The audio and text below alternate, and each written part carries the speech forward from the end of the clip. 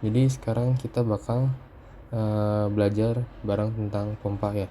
Ini bab ketiga dari mekanika fluida sekarang. Nah, pompa itu kita di sini punya 4 bahasan topik atau outline ya. Yang pertama tuh fungsi dan jenis. Yang kedua tuh persamaan energi gimana. Yang ketiga tuh kita bahas tentang daya pompa. Yang keempat baru NPSH ya. Nah, kita mulai dari pertama, fungsi pompa dan jenis-jenisnya. Fungsi pompa.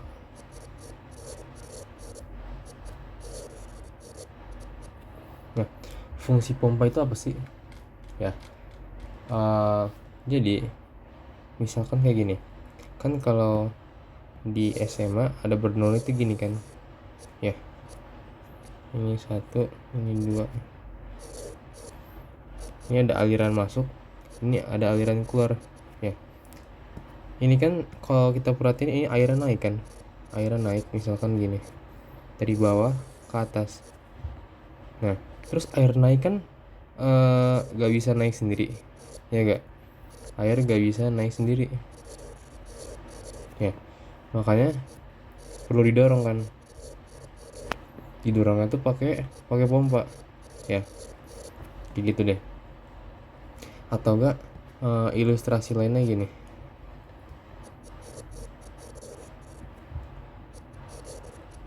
Ilustrasi lain. Ini yang udah nyata itu kayak gini. Kita punya tangki 1.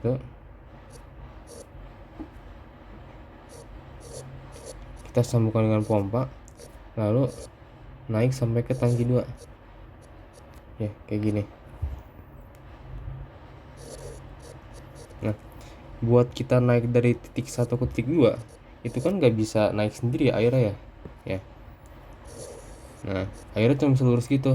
Nah, tapi buat naik ke atasnya ini ya, ini perlu dibantu sama pompa. Gitu loh. Makanya pompa ini tuh perlu buat suplai energi biar bisa naik terus atau bahkan ngalir gitu loh. Nah, jadi kita tulis sekarang fungsi pompa. Itu yang pertama, supply energi kontinu.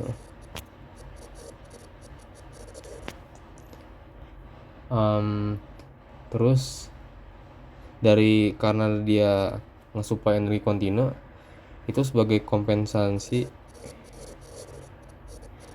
akibat rugi geseknya.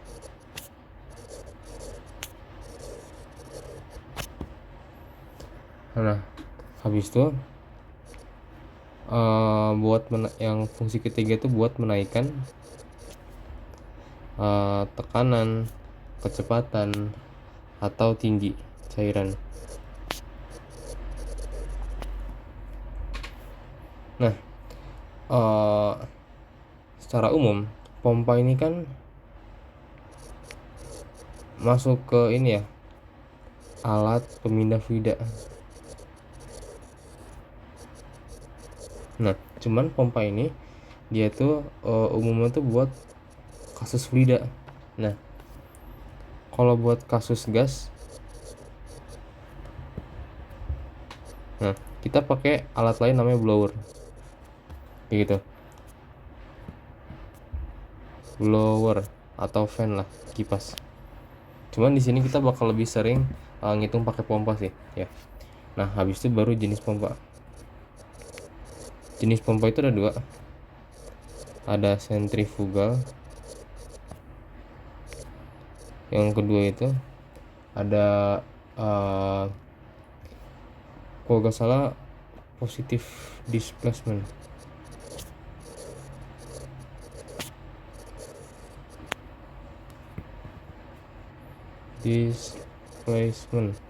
Dari sini ada dua cabang lagi nih dari pompa PD ini. Pertama rotary pump sama reciprocating pump. Ini cuma teoritis doang, jadi bisa dilewat juga apa. Nah, sekarang kita baru masuk ke topik kedua ya, apa, persamaan energi aliran fluida ya. Persamaan energi aliran fluida. Nah, di sini kita bikin gambar ilustrasi dulu ya. Misal di sini ada pipa.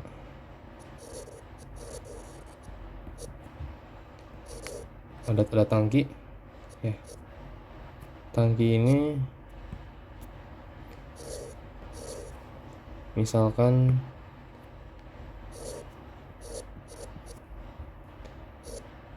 kita sambungkan dengan pipa biar dia bisa ngalir ke tangki yang dituju ya. Nah, pertama-tama kita perlu tahu kalau ini tuh simbol dari pompa ya. Terus kita perlu tahu kalau pompa ini ada 2 daerah ya. Misalkan ini daerah 1, ini daerah 2 ya, ujung kiri ujung kanan, in sama out, in, ini out. Nah, di sebelah kiri pompa atau arah masuknya ini kita sebut dengan suction ya. Nah, tapi kalau sebelah kanannya itu ya, ini namanya discharge. Suction 1, discharge 2. Nah, habis itu kita bikin persamaan neraca energi ya. Nanti bakal didapat kayak gini nih. P1 per rho ditambah G Z1 ditambah V1 kuadrat per 2 ditambah WP. Oh ya, ini tuh berarti ada, karena ini pompa ya, berarti dia tuh ada kerja masuk gitu ya, gambarnya kayak gitu. Ini sama dengan apa? P2 per rho ditambah GZ2 ditambah V2 kuadrat ditambah rugi geser ya. Habis itu ini bisa kita ganti jadi gini, WP sama dengan EF ditambah delta P per rho ditambah get delta Z ditambah ya, dengan catatan ini tuh P2 min P1, ini Z2 min Z1, delta V nya itu berarti apa? V2 kuadrat min V1 kuadrat ya. Nah, terus ini semua tuh kita bagi gravity semua ya. Jadi kayak gini nanti, WP per G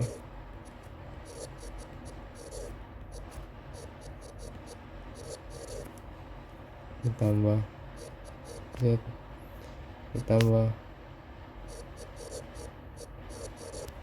Nah, kalau dibagi G semua ini kita bisa ngerubah 2 ini jadi apa?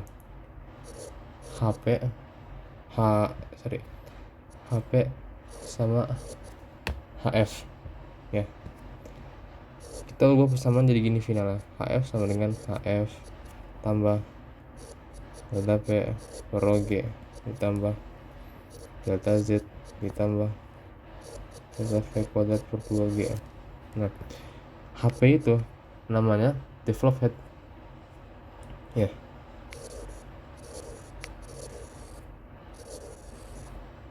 Atau total develop head. Nah, kalau HF ini artinya itu headless. Headless itu gesek ya. Kalau total develop head itu kerja. Oke. Sampai sini oke. Ini persamaan kita. Nah, habis itu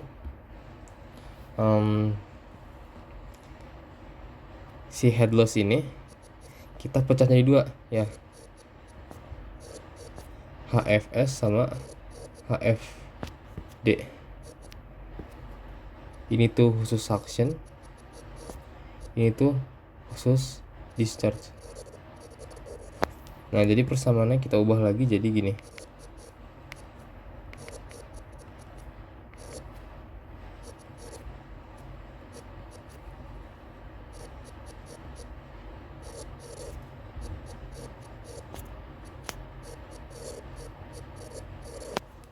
Nah, kayak gini nih. Habis itu ada lagi gak ya? Kayak udah sih. Kita persamaan ratio udah sampai sini aja.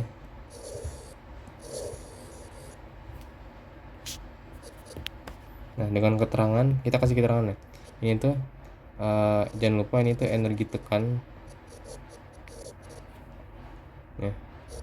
Kalau ini tuh energi potensial. Kalau ini tuh energi apa? Kinetik. Ya, ini head loss. Kalau ini total head. Oh ya, ini ada keterangan juga ya. Kalau misalnya kita bahas total head atau istilah head secara umum, biasanya kita kaitkan dengan satuan atau ketinggian. Ya, ketinggian dalam kutip bisa bentuk feet, inch, atau meter. Ya, gitu sih. Jadi bukan lagi dalam bentuk energi, tapi kita makanya itu satuannya ketinggian. Ketinggian tapi konteksnya itu energi sebenarnya. Habis itu kita bahas tentang topik ketiga ya. Topik ketiga ini namanya daya pompa.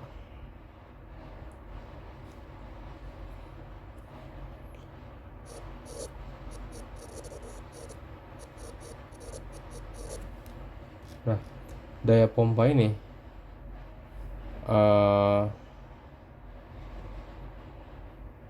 kita tulis dengan gini.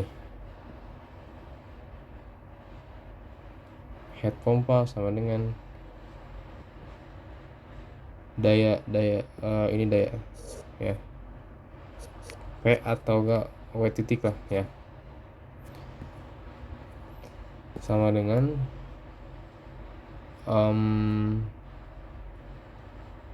MV ini terus G dikali HP. Ini head. Atau enggak sama aja kayak gini. Q rho G sampai sama aja. Soalnya kan gini. Laju massa itu sama dengan densitas dikali rho gitu ya. Makanya dua rumus ini sama-sama berlaku. Nah, terus biasanya kalau di efisiensi ini kalau konteksnya daya. Kalau efisiensi kita kayak gini. Efisiensi sama dengan WS kayak gitu ya. Nah, makanya biasanya rumus yang kita pakai misalnya yang ditanyakan tuh daya input. Daya inputnya berapa sih? Misalnya di soal nanti ada pertanyaan kayak gini. Daya inputnya itu kita tulis dengan gini ya. P sama dengan develop head ya dikali G dikali laju massa per rho ya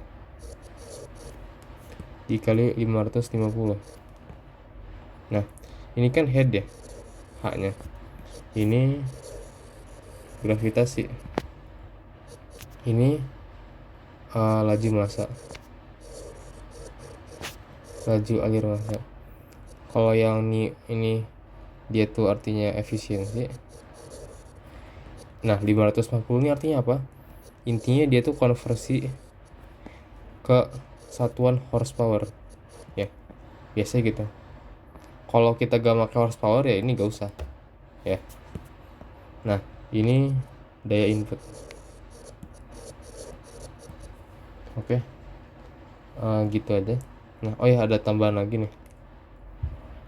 Kita lupa bahas HP. HP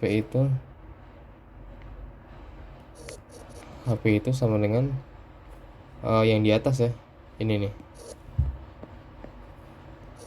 HF ditambah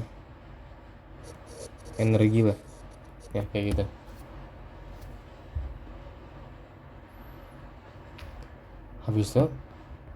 Habis kita udah bahas daya pompa, kita ke yang keempat,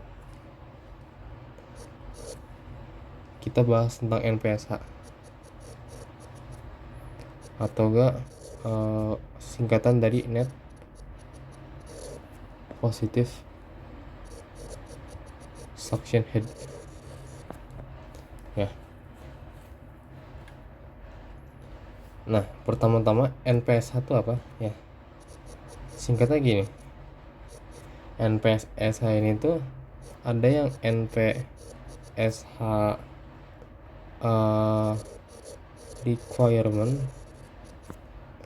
sama NPSH available.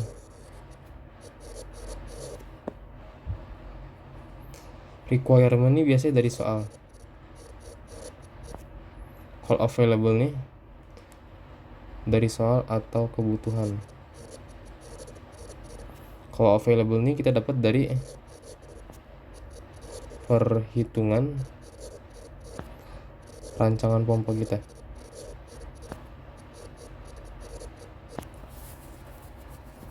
Nah, NPSH available ini kita rumuskan dengan ini ya, apa sih, P suction ya dikurangin P vapor atau enggak uap lah ya, dibagi rho G terus ditambah Z suction ya, terus dikurangin ini ya HFS, ini kan rugi gesek suction.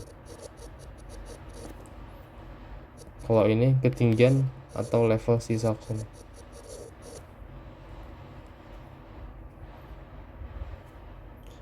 Kalau P vapor ini P di titik 1 ya, bisa dikatakan di tangki 1 misalnya.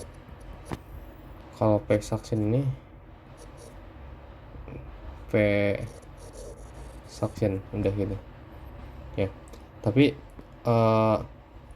yang perlu diperhatikan tuh ini H-nya ini ada dua kasus ya. Ada kasus Z positif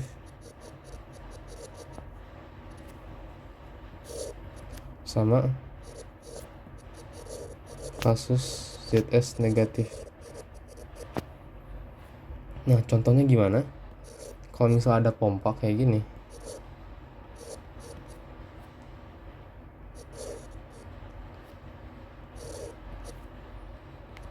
ini 1, ini 2 ya. Nah, ini kan kita punya ZS ya, ketinggian suction sama ketinggian ZD. Kalau kalian perhatiin, mereka semua tuh di atas ketinggian pompa kan. Anggapnya pompa ini sebagai patokan ketinggian H0. Nah, maka kalau gitu si Zn ini bakal positif kan, kita masukin positif. Nah, tapi gimana kalau si suction ini posisi di bawah, misalnya gini ya, ini 1, ini 2 dengan ini 0. Nah, kalau gitu ini kan ZS nya ya, terus ini ketinggian discharge ya. Nah, kalau kayak gini ZS nya tuh kita masukinnya sebagai negatif ya, jangan lupa. Jadi di sini penting buat kita tahu ketinggian tuh negatif atau positif, itu ngaruh banget ya. Nah, karena kita udah nyelesain keempat topiknya, gue bakal bahas topik-topik yang masih bersangkutan ya. Kita bikin sesi tambahan di sini. Nah, yang pertama ini soal ini, kita bahas konversi SI ke British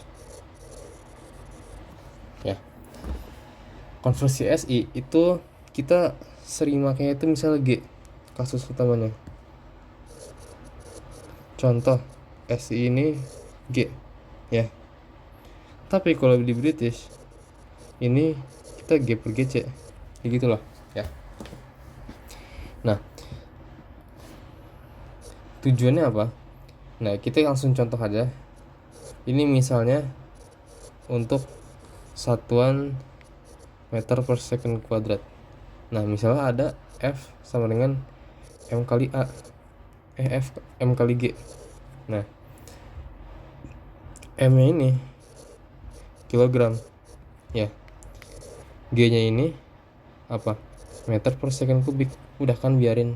Nah, tapi kalau si Britishnya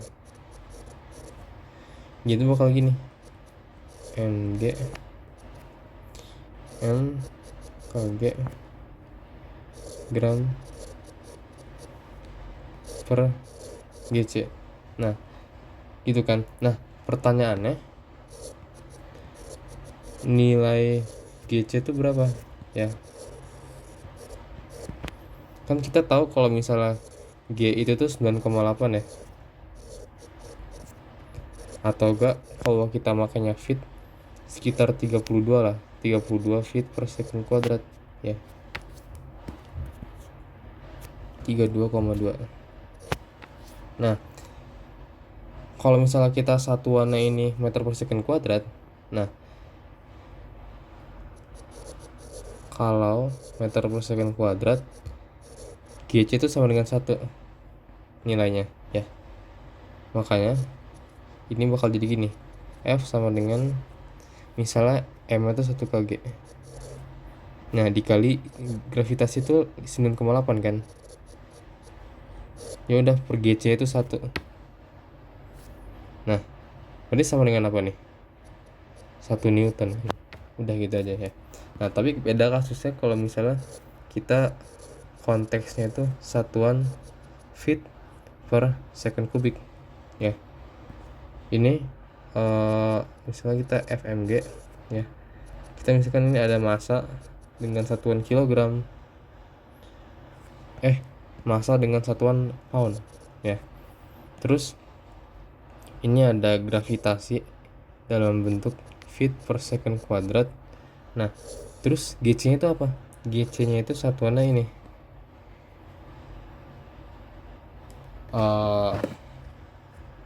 kalau gak salah feet per second kuadrat ya.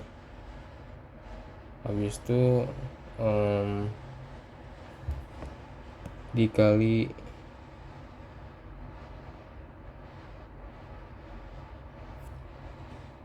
bentar, sorry, ini ada yang salah ya. Ini LBM. Kalau ini yang bawahnya itu bakal jadi LBM dikali feet per LBFS kuadrat. Nah, makanya hasilnya itu bakal gini. Ini 1 LBM dikali 32,2 per 32,2.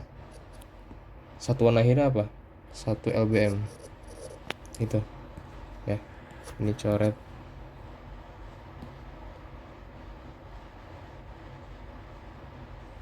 Ini harusnya LBF deh.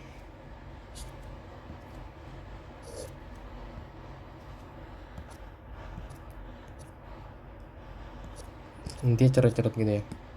Misalnya kayak gini. Nah, jadi di sini bisa gue tarik kesimpulan ya. Nah, kalau misalnya ketemu G per GC tapi konteksnya itu meter per second kubik, nah dia tuh G nya itu kita pakai 9,8, GC nya itu kita pakai 1 ya. Tapi kalau misalnya konteksnya itu feet per second kuadrat ya, nah berarti kita pakai G nya berapa? G nya itu 32,2. GC nya tuh 32,2 juga ya, cuman bedanya tuh satuannya. Kalau ini satuannya meter per second ya, kalau ini gak ada. Kalau yang feet per second ini tuh, ini feet per second kuadrat. Ini apa? Kalau ini tuh LBM dikali feet per LBF per second kuadrat ya. Jadi di sini kita udah pelajari apa itu GC ya, sebuah konversi dari SI ke British. Nah, habis itu ada juga tambahan lain ya. Kita belajar simbol fitting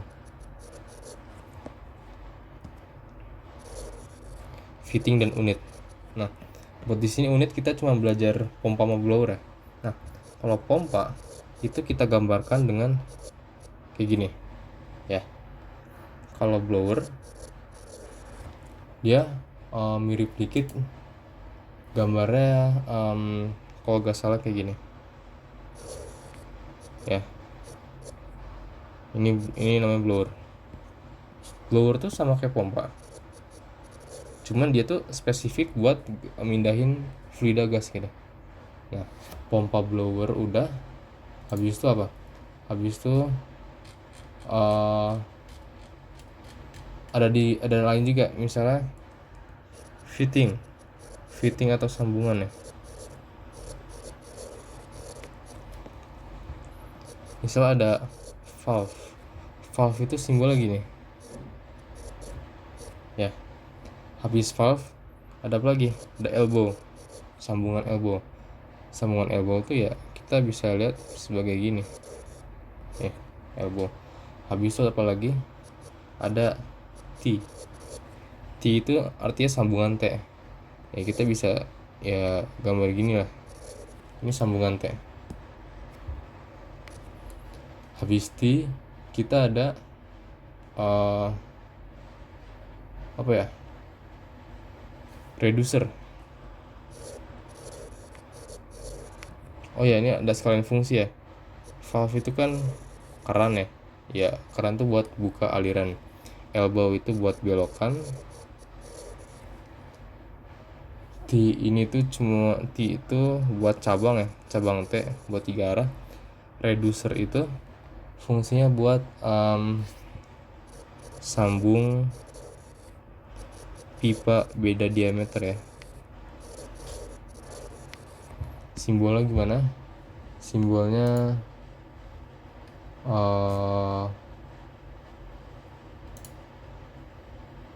reducer.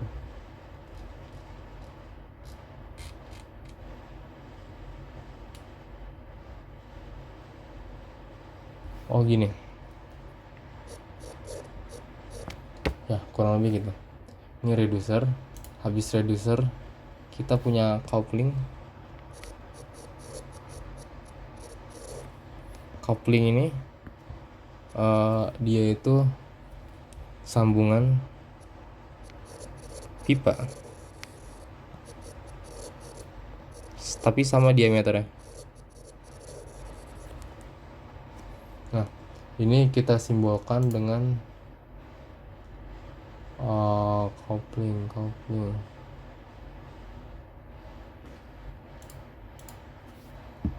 Kalau gak salah gini ya, gini terus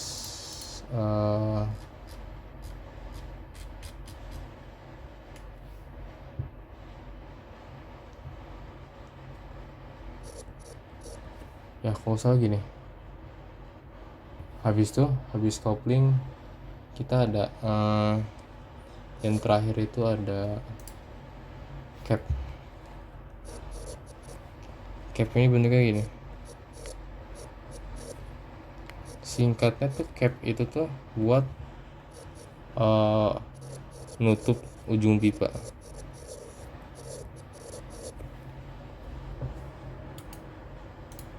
Nah, jadi gitu sih ya. Kita punya macam-macam gambar, mulai dari pompa, blower, terus ini ada valve, elbow, T, T reducer ya.